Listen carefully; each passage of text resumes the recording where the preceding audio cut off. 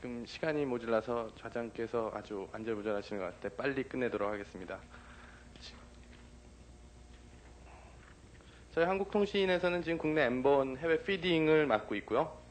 M본이라는 서비스 자체가 상업 ISP 입장에서는 돈이 되지 않는 부분이기 때문에 부가 서비스로서는 의미가 있지만 상업 ISP 입장에서 크게 메리트 없는 서비스이기 때문에 사실 다른 ISP들이 선뜻 그러니까 포지티브 트래픽이라는 인식은 다 가지고 있는 나쁜 트래픽은 아닌데 그 상업적인 목적에 부합되지 않기 때문에 좀 기피하는 경향이 있습니다. 그래서 현재 코넷에서 해외 국내 M본 피딩을 맡고 있고요. 오늘 발표드릴 내용은 이제 그 내용을 설명드리려는 게 아니고 이제 지금까지 M본 서비스의 영역으로 여겨져 있던 랜 호스트들 그것보다 더 서비스 영역을 넓힐 수 있는 다이얼업 M본 서비스에 대해서 간략히 설명드리겠습니다.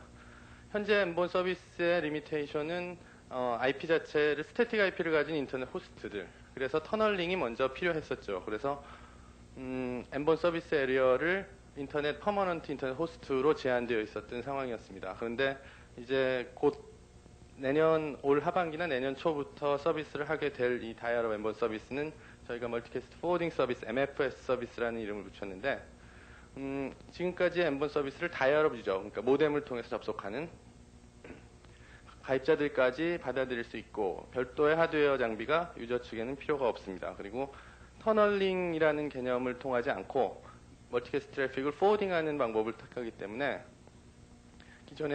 기존의 다이얼업 유저들이 사용할 수 있겠고요. 기존의 다이얼업 유저들은 일반적인 웹 트래픽 같은 걸 받기 위한 PPP 커넥션만 맺으면 됩니다. 조금 더 자세히 설명을 드리면 MFS 임플리멘테이션은 우선 크게 ISP 사이드하고 유저 사이드 임플리멘테이션으로 나눠서 볼 수 있는데 ISP에서는 NAS 장비, 멀티캐스트 포워딩 펑션이 있는 캐퍼빌리티가 있는 NAS 장비, 네트워크 억세스 서버를 준비하면 됩니다. 그 NAS라는 것은 뭐 크게 어렵게 생각하실 건 없고요. 물론 통신 장비 중에 하나인데 다이얼업 가입자들의 접속을 받는 모뎀 풀이라고 생각하시면 됩니다. 디지털 모뎀 풀 뭐 그런 정도로 생각하시면 되고요.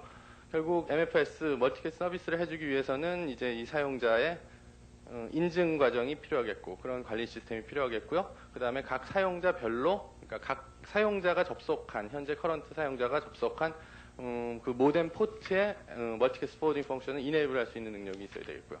그리고 사용자가 멀티캐스트 세션을 받지 않는다면 그 이제 다른 웹 트래픽 같은 것을 본다면은 그것을 이제 잘라줄 수 있는 그런 세 가지 기능을 가진 NAS 장비가 있으면 됩니다.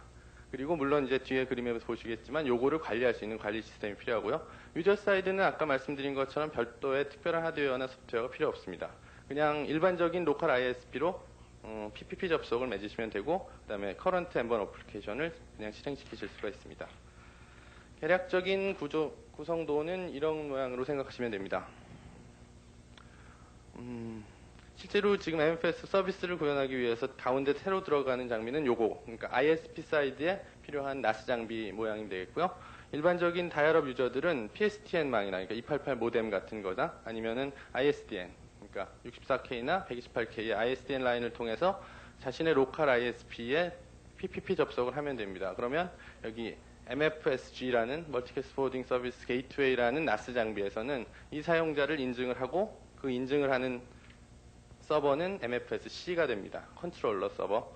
그래서 이 사용자가 실제로 나의 ISP 그러니까 인터넷 서비스를 받는 가입자고 또 멀티캐스팅이 가능한 가입자다라는 것을 인증을 하고 그 가입자가 접속된 포트로 멀티캐스트 포워딩을 그러니까 멀티캐스트 트래픽을 포워딩해주는 그런 이네이블 명령을 내리면 됩니다. 실제로 코넷에서는 올 하반기부터 이 서비스를 어나운스를 할 예정이고요. 아직까지 그렇게 288 모뎀 접속 사용자들은 실제로 이 서비스가 구현이 되더라도 크게 화상이나 오디오 데이터를 받는데 충분한 가입자 풀을 확보하지 못했기 때문에 크게 소용은 없을 겁니다. 그런데 이제 새롭게 ISDN 같은 조금 더 밴드위스가 높은 가입자들은 이런 서비스들을 이용해서 기존 M본 서비스를 집에서도 그러니까 다이얼업 모뎀을 통해서도 받을 수 있게 됩니다. 이제 포더웍스라고 생각해 볼 수 있는 거는 궁극적으로 좀 더 하이스피드의 가입자 루프를 확보를 해야 되는요. 확보를 해야 되는 필요가 있을 것이고요. 그 솔루션으로는 56K 모뎀이라든가 아니면 ISDN 같은 그런 것들이 있을 것이고, 실제로 네트워크적으로 연결이 돼서 서비스가 가능하더라도 그것을 다양한 컨텐츠들로 사람들의 흥미를 끌지 못한다면 의미가 없으니까, 이제 새로운 좀 영양가 있는 정보들이 이제 N본상에 많은 어플리케이션 개발이 돼야 되겠고, 그것을 공짜거나 아니면 또 유료화하는 서비스일 수도 있습니다. 그리고 오락적인 측면의 접근도 또 크게 나쁘지 않은 한 가지 어프로치라고 생각합니다. 현재 이 서비스를 위해서는 이제 실제 유료 서비스나 또는 부가 서비스 형태가 된다면 그 서비스의 관리 측면도 ISP에서는 간과할 수가 없는데요. 그것을 위해서는 이제 해외 터널 같은, 그것이 ISP 간의 협조를 통해서 국내 N본 피딩이 좀 로드 쉐어링이 되었으면 좋겠고, 그래서 그러한 방법으로 아까 말씀드린 프라이머리 백업 터널 체제로 가는 것이 우선 중요하지 않나 그렇게 생각이 됩니다.